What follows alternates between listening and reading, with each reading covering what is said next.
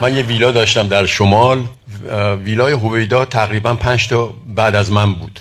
نگاه کردم دیدم ماشین آقای هویدا اومد تو. آقای هویدا اومد بالا و به من گفتن که امشب چند تا مهمون داریم، پدرت هم بردار بیار خونه ما. بعد گفت مشروب داری؟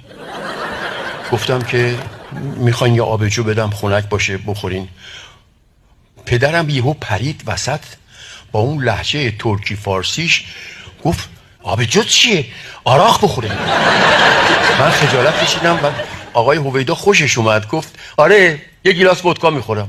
پدرم رفت و یه گیلاس ریخت و آقای هویدا خورد و بعد سوار ماشین شد رفت. من به پدرم گفتم شما نشناختی این آقا رو؟ گفت نه چی بود؟ گفتم آقای هویدا نخست وزیر. یه خود سکوت کرد، بعد گفت آخه تو چه گوهی هستی که نخست وزیر میاد اینجا آراق میخوره؟